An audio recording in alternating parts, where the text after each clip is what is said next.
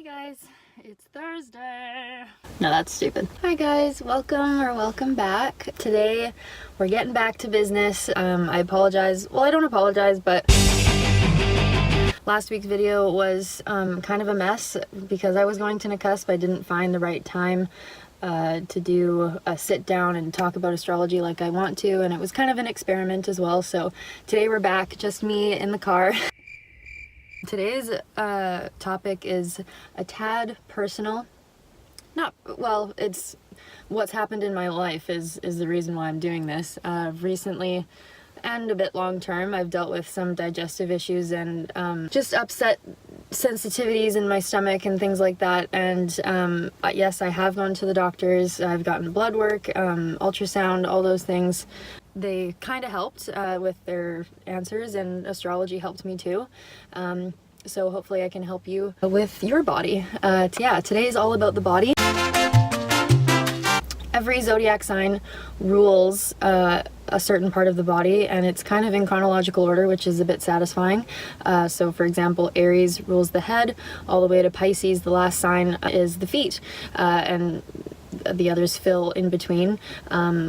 What this means is that what body part your sign rules can affect that part of your body positively and or negatively. Say for, like, we'll go back to Aries ruling the head.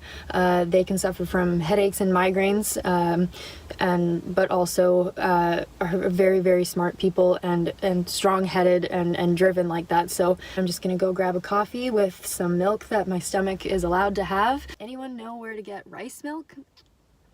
No? Me neither.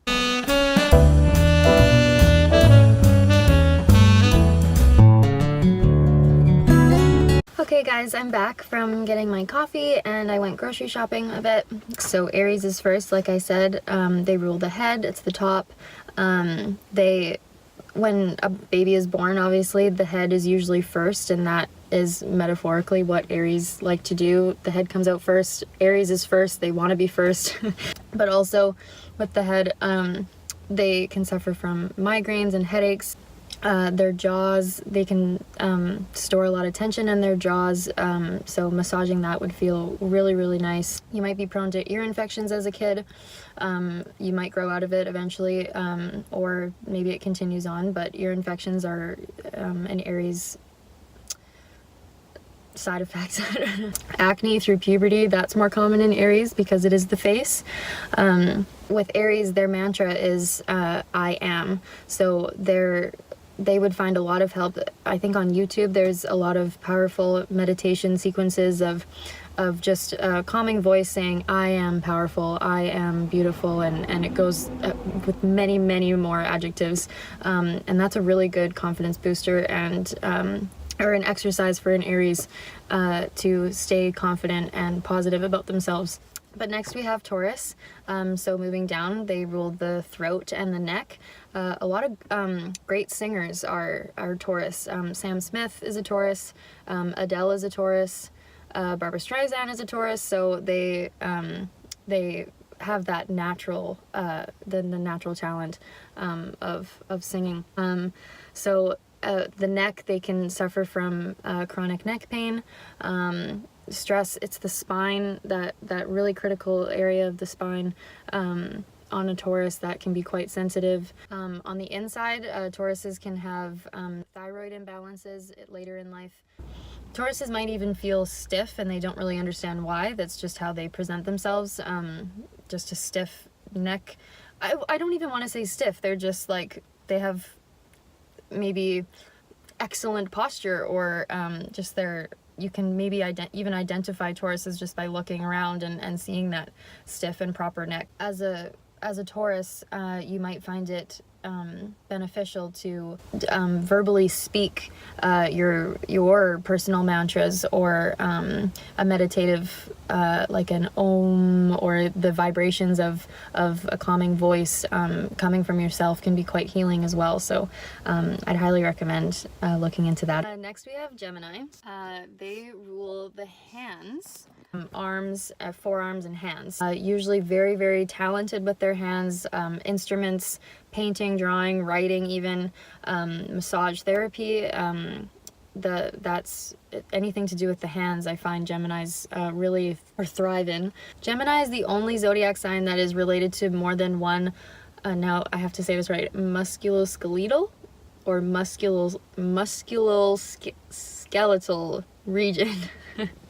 Some weaknesses that Geminis can have with their hands and arms. They can experience shoulder, elbow, and finger. Weakness or instability of upper extremities. Excessive knuckle popping. They love to do that. It's almost like a calming thing to them, or a stress release. I can do it too sometimes, but I can't listen to other people do it, and I've noticed that Geminis love to do that. But the Geminis' hands really help them connect with their surroundings, and they're not necessarily a touchy-feely kind of person, but it's different from a Cancer, who, the next sign, they are touchy-feely, that's how they feel comfort in other people, but Geminis, it's more of them thinking about, I get more information by touching this, and that's Gemini. Next we have Cancer.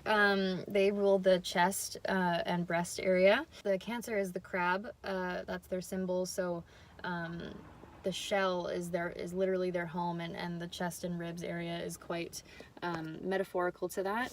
Sorry, I'm just turning down my exposure. Cancer will have, you can usually see a beautiful chest, very prominent shoulder, collarbones, I mean. So the struggles that they can experience is a shortness of breath, because the lungs are behind there, and shortness of breath, tension in the chest. Heartburn is a common one for Cancers.